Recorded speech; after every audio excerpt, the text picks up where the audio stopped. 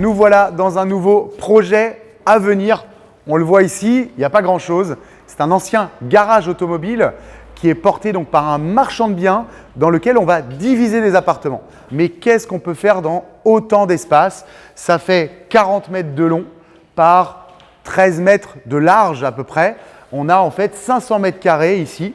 Donc en fait, l'avantage, c'est qu'on va pouvoir faire des plateaux, créer des plateaux en ossature bois. Et ici, on va trouver pas moins de 8 lots qui vont compter 26 habitations. L'avantage de ce type de projet, c'est que tout va être neuf puisqu'il n'y a rien finalement. Ça va être vidé par l'ancien propriétaire. Donc des créations toutes neuves. Ça va être une copropriété. Les lots vont être en copropriété, mais très faible charge puisque ici, la centralité va être ouverte. On va vraiment créer une rue à l'intérieur. On va rentrer par un garage. On va avoir 8 places de stationnement qui vont se situer jusqu'ici, d'accord? Et au-dessus, on aura 2 grandes passerelles, un escalier, des parterres au milieu. Il y aura une ouverture de près de 4 mètres au milieu pour vraiment faire rentrer la lumière du plafond et avoir finalement accès au ciel. D'une, pour respecter les obligations légales. Et il y aura en fait des grandes coursives comme ça, avec des garde-corps. Vous verrez les 3D, franchement, ça va être phénoménal. Les avantages de ce type de bien, c'est qu'aujourd'hui, porter un projet comme ça seul, on va créer pas loin de 750 mètres carrés habitables, ça serait beaucoup trop onéreux. On dépasserait allègrement le million d'euros et c'est compliqué. Aujourd'hui, la banque ne veut pas de risque et donc là, en créant des petits lots, on crée des lots qui vont coûter entre 150 et 250 000 euros avec des très belles rentabilités. On est à 2 pas de la gare, 2 pas du centre-ville de la ville de Saint-Brieuc. Donc, ça va se prêter parfaitement à de la location de courte durée, à de la location longue durée pour des jeunes actifs, etc. D'autant plus qu'on n'est pas directement sur la rue. Donc, encore une fois, on aura un espace un peu de quiétude ici. Les contraintes ou les spécificités de ce lieu, c'est évidemment le PLU, d'où le fait de créer 8 lots et pas autant de lots que possible parce qu'on a un PLU assez restrictif. L'ABF aussi va en façade nous imposer des choses. Il va avoir un permis de construire. On va devoir aussi travailler un maximum de gravitaire puisqu'on va ouvrir le toit. Donc quand il va pleuvoir, il faudra évacuer l'eau de pluie, mais les eaux usées également. La création Enedis, ici, on va demander une forte puissance. Donc il y a des demandes très spécifiques. Et puis, c'est un gros projet. On ne se rend pas compte, mais vous allez voir, on pourra marcher jusqu'au bout. C'est gigantesque.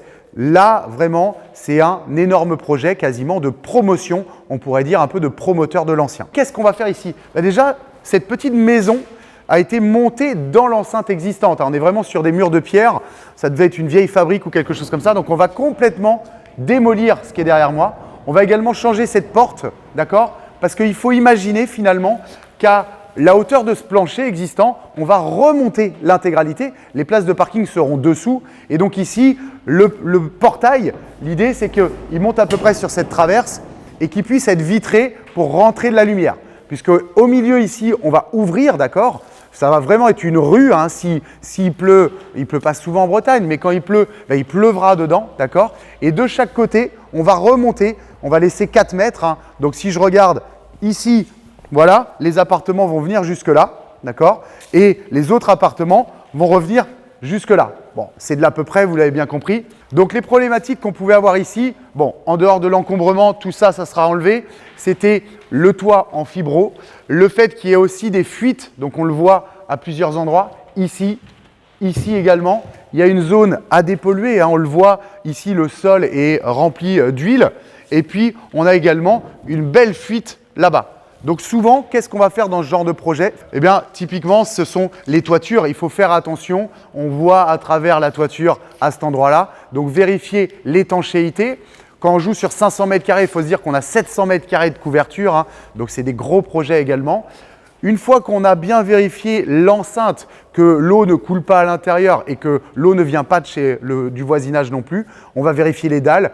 Ici, à part l'endroit qui est à dépolluer, la dalle est nickel. Donc ça, c'était une bonne nouvelle. Et puis ensuite, on identifie tout de suite ce qu'on a à démolir.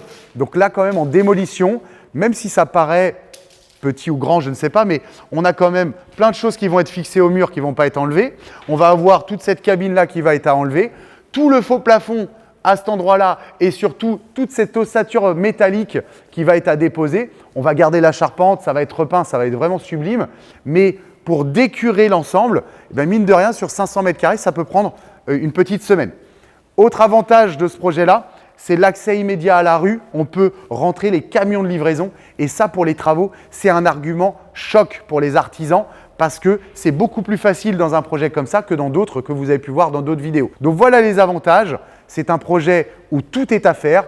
Il y a forcément un petit peu d'optimisation. On relève les dimensions et puis après, on projette rapidement le projet. Je vous montre tout ça dans d'autres vidéos qui vont être montées à l'intérieur.